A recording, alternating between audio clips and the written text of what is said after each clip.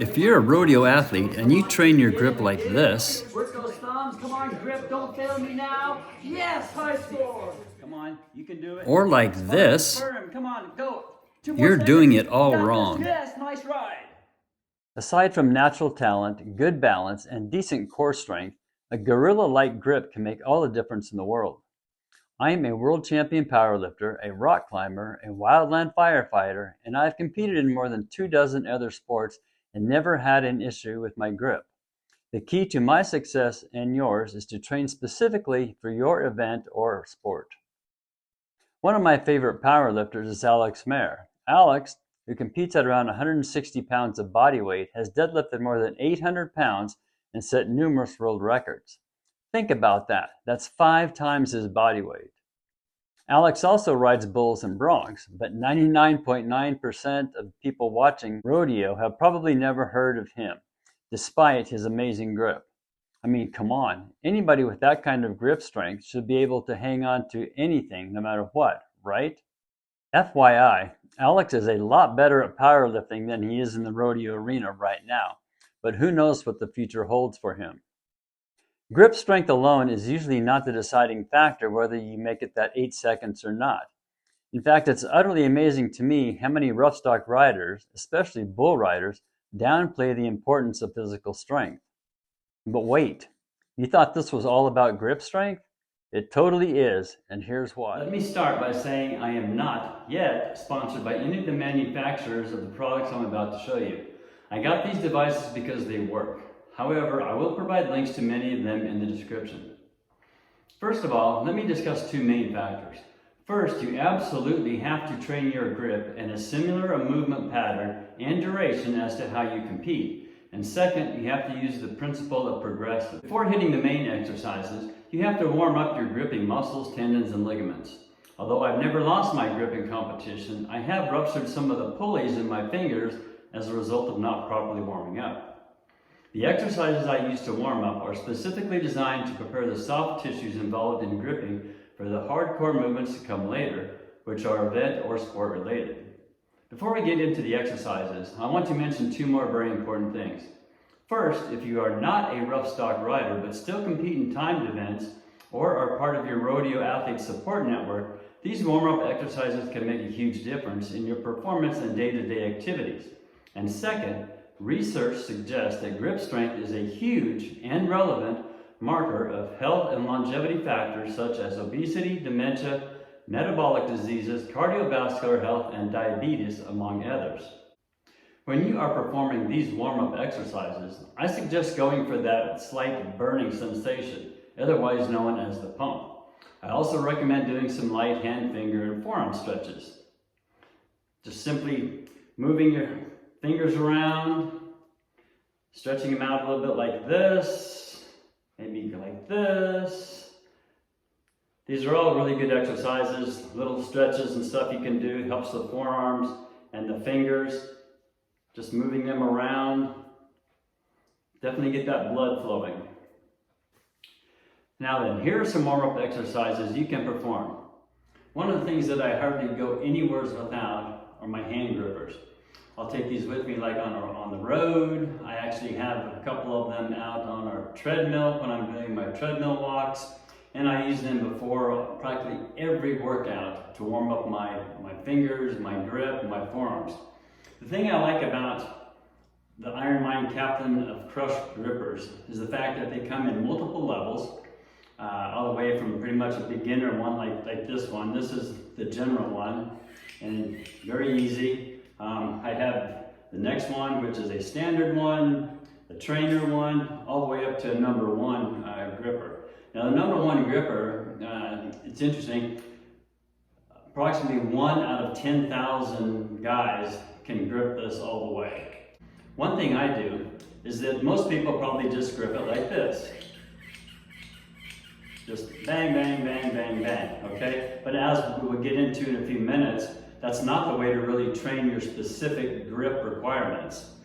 Besides this way, I turn them around and I'll grip them in this reverse grip. I'll also turn it around so that my fingers are holding it and I'm using just my thumb this way and also the normal grip. And then it's very important, and this is getting to the more sport-specific type of requirements that rough stock riders need, is to grip it and then hold it for a certain amount of time. The other gripper that I like is this small finger gripper. And the thing about this one, and this one also comes in different levels. There's like beginner, medium, advanced, and this is the medium one, is that if you can look here, you can see how each finger can individually work it. So again, like my index finger, my middle finger, pretty strong. But then you get to that ring finger and that pinky, not so strong, especially those ring fingers. And you want to try to, train each finger equally. So we always are looking to train our weaknesses. So if your index finger or your little finger, needs extra work, this is a great device for that. Okay, next up is a good old wrist roller exercise. I'm sure you've probably seen this one. It just has a weight attached down here at the bottom, and then a piece of rope. Some of them use a belt, and then you just literally turn the handles till it gets to the top. Then you can reverse it back down again. This is a great warm-up. This will really get the pump going in your forearm muscles. A similar one, you probably haven't seen this one, but this one, if you look, it's like using your grip strength to open a jar. Now if you can open a jar, hey, there you go. Or if you can't, then get this one. And the same principle applies. Go down one way, roll it back up the other way, and then back down again. Again, these are not sport specific or event specific for like rough stock riding or holding onto that saddle horn and barrel racing and cutting. But again, these are great warm-up exercises, and they'll also get that pump going before we hit the really hard and heavy exercises in a minute. All right, moving on to some more warm-up exercises to get that pump going. We have what's called leverage exercises. Now, leverage exercises, if you notice, I have a regular adjustable dumbbell bar here, but I've added two of the collars, which weigh a little over a pound each, so about 2 pounds down here. This side is empty, and so what you do is you just put your hand on the bench or on your leg like this, and you just rotate it side to side, back and forth. This isn't going to work your grip that much as far as finger strength goes, but forearms, it's really going to work it and work that rotation aspect. Then you can also do it forward and back. You can also do this standing up too at your side. You can, instead of the dumbbell bar like this, you can use a shovel, an axe. Next up, we have the good old wrist curl exercise. Now this one, it helps if you have a barbell. You can use dumbbells. I'm just going to demonstrate it here with a light barbell. Keep your thumbs over the bar. Lower the weight down to the end of your fingers. Don't let it fall. And then just roll it back up. You can put your hands underneath it. Your thumbs underneath there. Do it that way. Again, go nice and slow. Then you can turn it over and do reverse ones to work the extensor muscles. Again, going for high reps, lower weight. You're not going to load up a 1 rep max and do this. I usually shoot for 20 to 25 reps. And another interesting alternative, and I'm going to turn around to do this one, is a behind the back one. So I've got behind my back, and I do it this way. And this actually is a little more sport specific because as we get into in a few minutes, my hand is down near my crotch, which is similar to like what a rough stock rider, at least for bareback and bull riders, will be using. All right, the next set of exercises I'm going to show you are reverse curls. Now, you're probably familiar with doing just regular curls for your biceps, like this. For forearms, we're going to do reverse curls. So the palms are going to be facing toward us. Same thing, nice neutral grip. You don't want to go too wide, go too narrow. It should be hanging pretty much straight down. Go nice and slow, full range of motion. All the way up, all the way down. All right, now a little more advanced exercise, keeping with the same movement pattern, is using the axle bar. Now the axle bar is about 2 inches thick. Same thing though. All the way up, all the way down. So I highly recommend this, especially if you have good old tennis elbows. In other words, if you got pain around your elbow here, maybe from overuse or doing repetitive motions, things like that. This is a great way to work those muscles and to warm it up. And again, probably everybody can find a newspaper. What I like to do is put the newspaper on a flat surface like this, and then start in the center, and you're going to slowly, just with your fingers,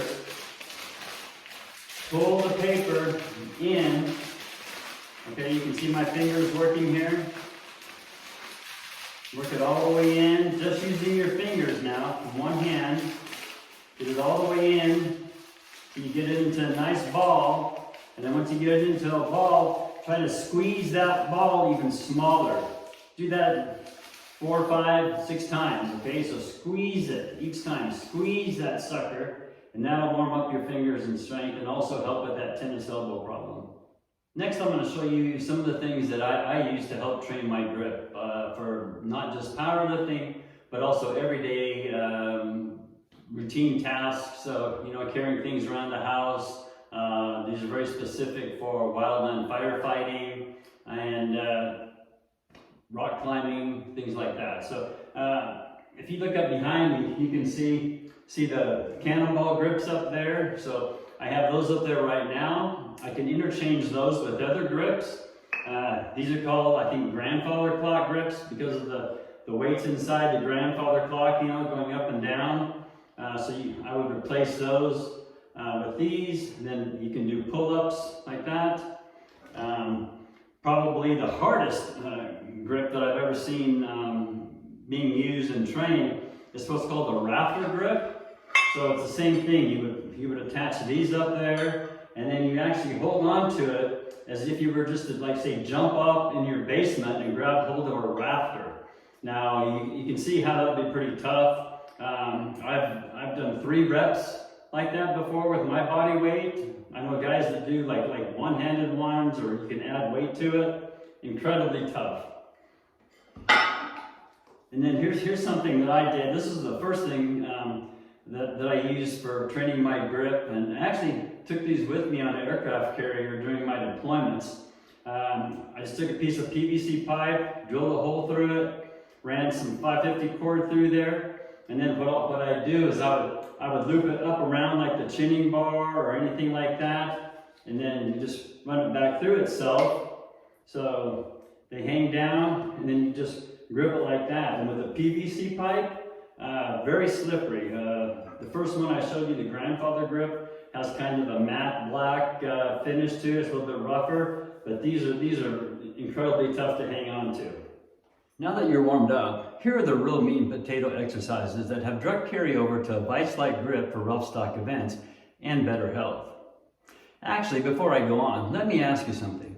How long do you have to grip your bull rope, bareback rigging, or saddle bronc rein? How about gripping that saddle horn in barrels or cutting? I've done some research and noted that in the events I just mentioned, that the average time is about 15 seconds, if you make it all 8 seconds. Now do you see why just squeezing and opening a hand gripper is not event specific? I have analyzed my typical deadlift duration, and it is about 5 seconds from the time I start pulling until I get the down signal. I've actually done a couple successful lifts in competitions where it was more than 10 seconds. My world record setting deadlifts are around triple body weight in the low 400s, but I routinely do my holds with 150% of that. Yes, around 600 pounds. Another interesting thing I do is that I never train with chalk, resin, or anything else. As I will discuss in other videos on mental training and cueing, when I'm warming up before nationals or the world championships, I actually use straps to aid in my grip because the last thing I want to do is tear a callus. And then, as I step on the lifting platform, I will chalk my hands. At that moment, it's like David Banner hulking out or Clark Kent stepping into a phone booth. And no, I don't chug down multiple energy drinks. Again, another topic we'll discuss later, which will undeniably shock you. So how long do you think I hold my exercises? Yep, no less than 10 seconds. How long should you hold your exercises? I would say at least 15 seconds. Imagine this. You're a bull rider and you've pulled your rope and are wrapping it around your hand. You haven't really started squeezing with all your might, but as you wrap the tail around your hand, you start gripping it. And then your bull lunges forward and then rears up. As soon as he does that, what do you instinctively do? You squeeze your bull rope. Not only that, but unbeknownst to you, your whole body contracts, and this sends signals to your central nervous system, which every time it happens, your energy system takes a hit. Maybe you've heard of the expression, nervous energy? The bull finally calms down and you finish wrapping. Then he does it again. Now he's leaning against the chute and you can't get your leg into position. Meanwhile, you're still gripping your bull rope. Maybe not as tight as when you eventually nod, but you definitely are not relaxing either. The chute helps start slapping him around and inserts a post between him and the chute. It's now been about a minute since you first wrapped the bull rope's tail around your hand. The organizers are yelling at you to hurry up. Your bull reacts by rearing up and throwing into the back of the chute. When he comes down, you realize your rigging is loose. What do? Yep, you start the whole process over again. On the outside, you've done this hundreds, maybe thousands of times. On the inside, especially physiologically and mentally, you're in the hole. Okay, yes, I'm a research nerd and love to look at objective versus subjective data. I've seen hundreds, if not thousands of rodeos, and I would bet that an extremely high percentage of riders who spent more than 15 seconds after they were ready, especially those who had to re-pull their ropes, did not go the full 8 seconds. Here's another thing. Do you keep a video or written account of every one of your rides, both in practice and competition? Why not? All right, that's another topic. Now, before I get back to the exercises, I would greatly appreciate it if you would subscribe to my channel and smash that like button. Once you're warmed up, what are the best exercises for you? Bottom line, anything that mimics the position and duration of your event. For example, I love using fat or oversized handles to train my grip. So this is one of the parallel grip, oversized handles that I use. One thing I can do is actually hang from this, do pull-ups from it. I could even use one-handed if I wanted to. So this is another one that I do. This is a 3-inch diameter bar that I use on the pull-down machine. And I'll show you how I use this in just a second. So on the left, I have a rope climbing rope, and how I use that is I will hook the loop here through my sled, all right? Put some weight on it. I'll stretch the rope out, and then hand over hand, I will pull the sled, the weighted sled, to me using just my my lats and my grip strength. And then finally, we have the fat grips. Now these come in different sizes. I think these were the original, the smaller ones. I've had these for years. And they just slip right onto your bar, pretty easy. Let's see if I can do it one-handed here. Okay, there we go. So you can see how they come off. They got a gap right there. And you can put these over a bar, or you can use the axle like we did earlier. Right, a few minutes ago I mentioned that I'll show you how I use this 3-inch diameter bar on the pull-down machine. Now I'm not actually going to pull it all the way down.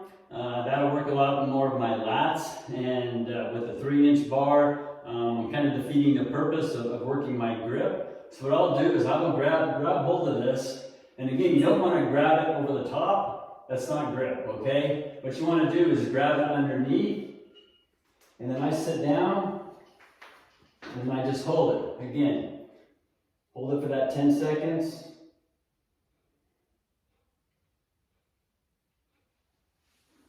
And let it up. Tremendous grip builder. Now that I've showed you a bunch of different grip exercises, what would you say is wrong with all of these?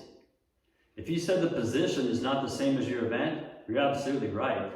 Remember, we want to train our grip in the same position and duration as our events. In order to mimic that grip position, you have to hold it either underhanded, like in bull riding, a parallel grip, like in bareback, or an outstretched grip like in saddle bronc riding. For barrel racing and cutting, that's entirely a different kind of grip. And all of these grips are with your hand near your crotch, except for saddle bronc riding. Therefore, here are some exercises I highly recommend you try. My number one recommendation is the Rolling Thunder by Iron Mind.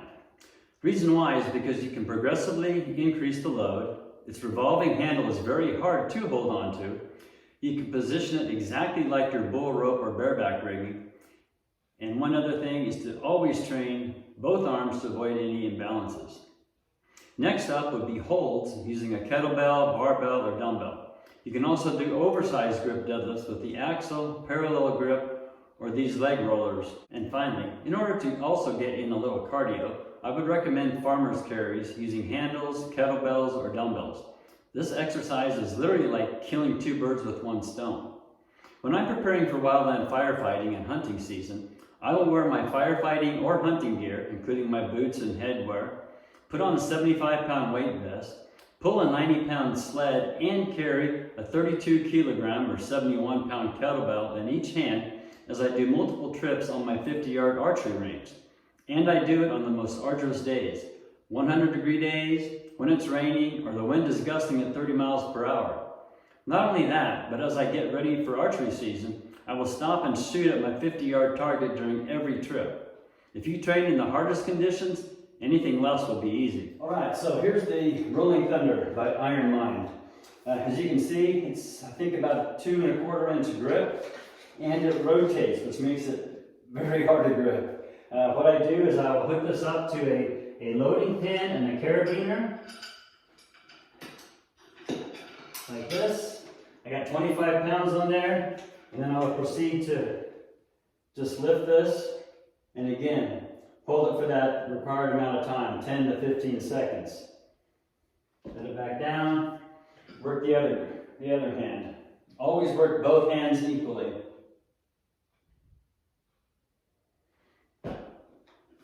Now here's something, kind of one of my own inventions that I did.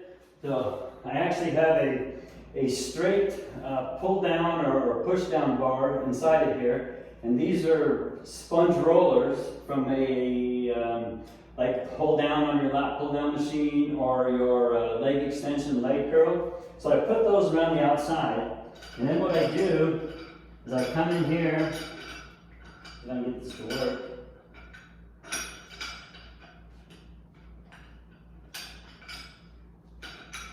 Okay, like that. And then what I'll do is I will do deadlift holds like this. Again, very taxing on your grip. The sponge is probably 4 inches in diameter. Hold it for 10 to 15 seconds. Let it down. Shake it out. Then repeat. I also like to add that this rotates too, just like the Rolling Thunder does. And then we get into our holds. You can use a barbell if your grip is pretty weak. Again, you're not going to use a whole lot of weight, and just the normal size barbell. I've got one of my fat grips on here. Brace yourself. Okay, keep your knees down. Keep your lower back a little concave here, and then using good form, pick it up, hold it, let it back down. And again, you can use the axle as well. You can use 2 hands at the same time if you want. I like doing one hand because then it also works the obliques and some of the other core muscles. The kettlebells, of course, they're progressive, so you can increase the load as you get stronger and stronger. Plus, as you go up in weight, the handles get thicker and thicker. But it's the same thing. I like doing just right in between. Lift it up. Hold the weight. Let it down. Earlier, I mentioned farmer's carries is probably one of the best exercises. In fact, I would say it's next to the Rolling Thunder by Iron Mind. The farmer's carry is probably the next best exercise because it also includes that cardio aspect.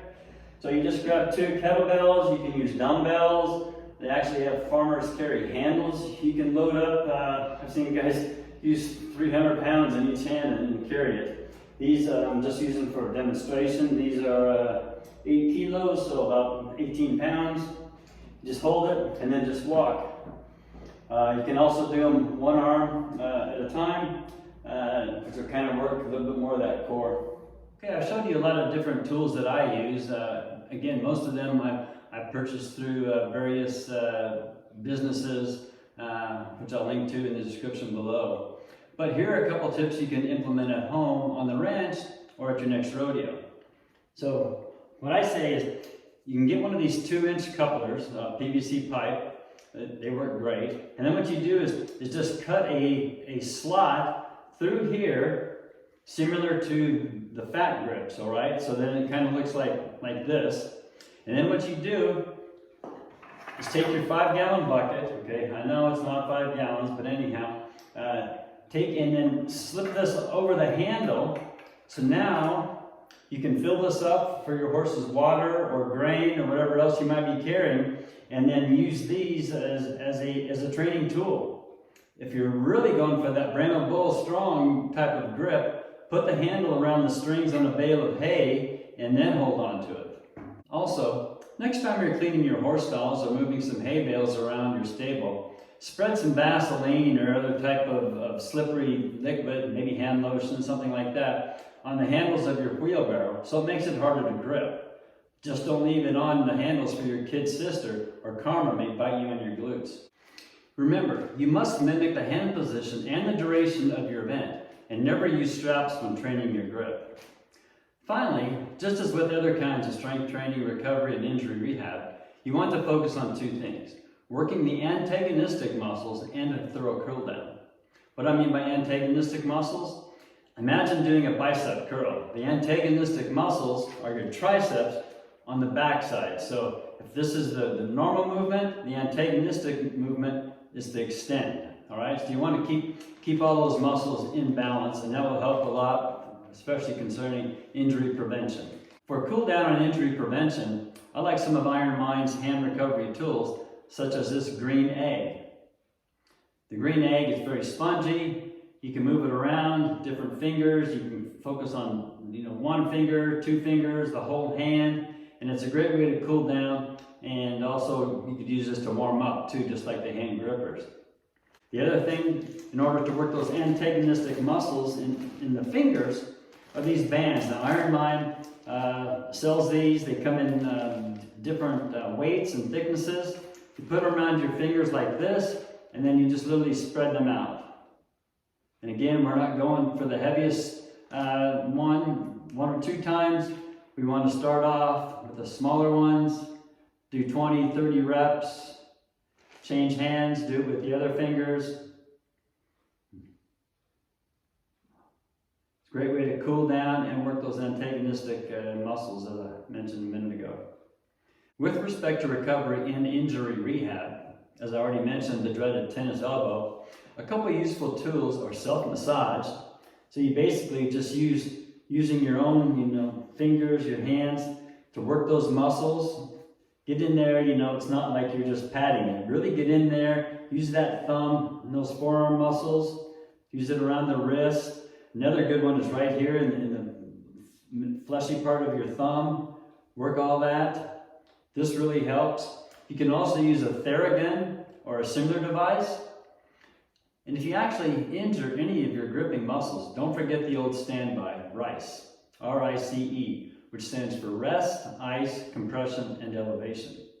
And my last tip, which helps alleviate elbow pain and works the antagonistic muscles used in rough stock events and hanging onto that saddle horn, is a high rep triceps push down with a light weight or band. I'll go ahead and show you that here in a second. So the band tricep extensions that I do, I take a light band. As you can see, I have pretty heavy ones too if I want to, but the light one is all you need. I just loop it up over the top. You can put it over a door, anything higher, and then just extend your arms like this. Parallel grip, and I'll go for sets of 100 here. All I'm doing is just trying to flush out some of those toxins in there, use it for rehab around the elbow, and it also works some of those tricep muscles, which are the antagonistic ones, for the biceps, which are used heavily in like bull riding, bareback riding, saddle bronc riding, or gripping that saddle horn in cutting and barrel racing. If you have any questions or comments, please contact me. Also, if you enjoy checking out some of my grip training tools and ideas, be sure to watch my video on the rest of our No Excuses Home Gym. And by the way, the world record for the Rolling Thunder lift is about 300 pounds, so go for it.